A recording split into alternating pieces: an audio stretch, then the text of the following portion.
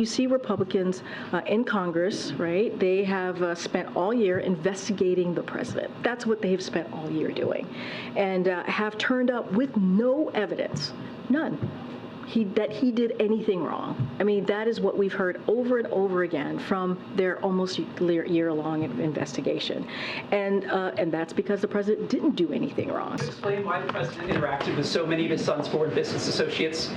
More than half of voters told CNN they believe the president was involved and he lied. You can't have a response to that, Karine? That was White House Press Secretary Karine Jean-Pierre slamming the impeachment inquiry against President Biden. President Biden publicly commented on the impeachment inquiry for the first time last night. He said this: "They want to impeach me because they want to shut down the government." A new poll from Quinnipiac University finds 50% of registered voters do believe Joe Biden was involved in Hunter Biden's business deals, while 35% say they believe he did something illegal. Joining me right now is California Congressman Darrell Issa. He's a member of the House Judiciary and Foreign Affairs Committees and the Select Committee on the Weaponization of Government. Congressman, it's good to see you. Your committees really capture all that's going on right now. First, give us your reaction to what you just heard from Karine Jean-Pierre. Well, you can say it, but when you can't answer a simple question, clearly it's not true. The president made some statements saying he had absolutely no involvement, never talked to his son about business. Once that was disproved, he moved to "I wasn't involved." Now that we're looking for nearly 5,000 private pseudonym-labeled emails and a number of other financial transactions that very much appear as though he gained monetarily from his son's involvement, in addition to putting him on the airplane, Air Force Two, more than a dozen times, they've moved to, well, there's nothing there to see, and it's been a year. Well, quite frankly, it's been 8 months. We have been limited by the legislative purpose that normally has investigations. When the Speaker made the decision to move to impeachment inquiry, that means we can look at actual high crimes, misdemeanors, and yes, bribery. Bribery and misdemeanors have been talked about because of what you've been able to unearth. You've identified $20 million, you say, that has flowed to the Biden family accounts, 20 shell companies that were just accepting the money and then distributing it. And then you've got the witness testimony of one whistleblower saying that the head of Burisma said $5 million needs to go to one Biden and $5 million goes to another Biden. That's how we're protected. What else do you need at this point? What does this impeachment inquiry give you in terms of a new ability to dig further? Well, one of the things it does is it allows us to ask for information and expect it nearly immediately. The Speaker has given all of the chairmen a mandate to get this over with quickly, to either find the direct connection to the president or move this back to where it otherwise would definitely still be, which is the criminal behavior of Hunter Biden and perhaps the president's brother. That's a tall order because they're not providing information they should. The financial records, the tax records. Maria, you notice there's 3 committees involved. One of the reasons is that Ways and Means uniquely will be able to look at tax records, an area where clearly Hunter Biden committed crimes. So will you be able to get Joe Biden's bank account reports so that you could actually see if money went directly to Joe Biden's account? Or is that not needed if it's just going to Biden family members and you have evidence that Hunter Biden was paying all the bills? Well, paying all the bills is a very important part. The actual records of where the money got spent, whether it did go directly to the president's account or went to credit cards that benefited him or his immediate family, those kinds of things will be part of the investigation. But understand, the Speaker has been very reserved. He limited this to 3 committees. He could easily have added Foreign Affairs and Homeland Security for other areas where the president clearly is not keeping his constitutional duties. He limited it to where we have known crimes of Hunter Biden and his direct connection with the president and false statements given repeatedly by the president about his involvement with his son. Unbelievable. We're going to be watching this, of course. Meanwhile, the president is headed to Maryland today to deliver what the White House is calling a major address on Bidenomics. They've released a memo comparing Bidenomics against what they're calling MAGAnomics. A new poll finds 61% of adults disapprove of the Biden economy.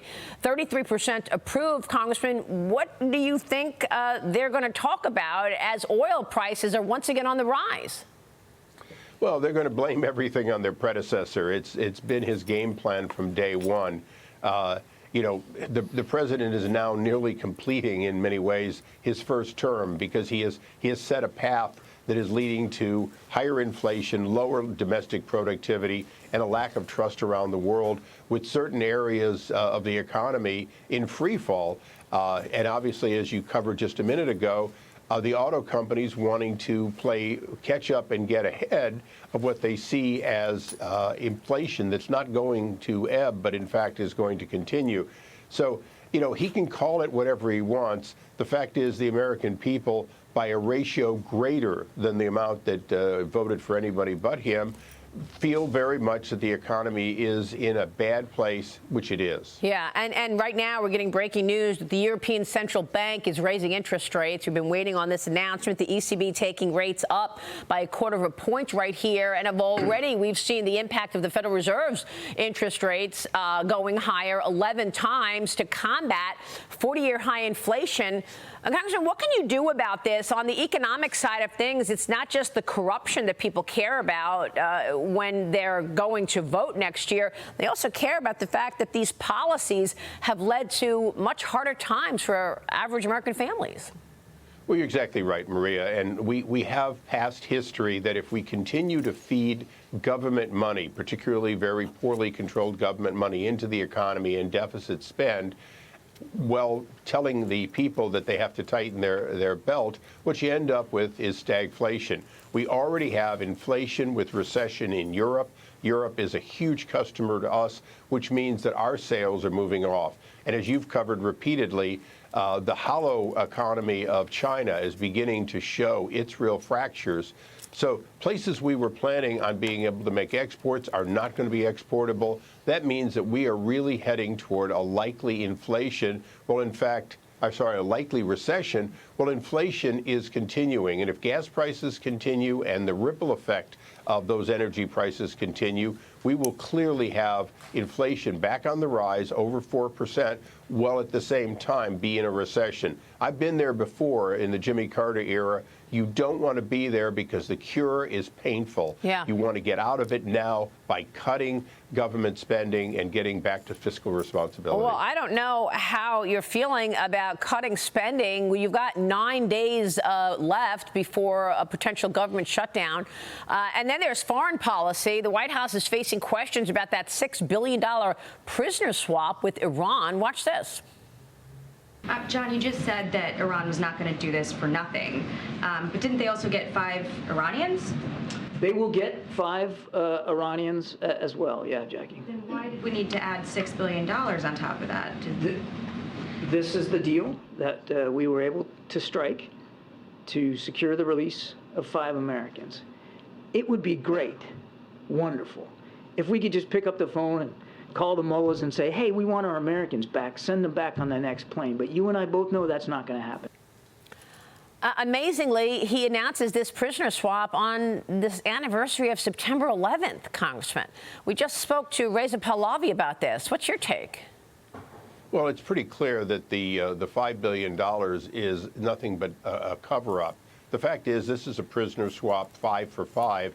They added the billions of dollars because Iran wants the money, and this administration wants to give them the money. They're continuing to enrich uranium above 60%. They are on a path to whatever they want to do. And of course, as you know, they're currently helping supply Russia through the back door, along with China, to keep the war in Ukraine going. So there's no question at all. We're rewarding bad behavior with money and pretending that it has something to do with a prisoner swap. It doesn't. It's the reason that I said that, in fact, we could have had more committees investigating, because there's a statute that says you have to give the Congress 30 days notice, give us an opportunity to disapprove. Clearly, they backdated it, handed it to us as a finished product, and that's where we are. Wow. Stunning stuff, Congressman. It's good to see you. We appreciate your time. Thank you. Thank you, Maria. All right, Congressman Darrell Issa. We got PPI and retail sales on deck after this.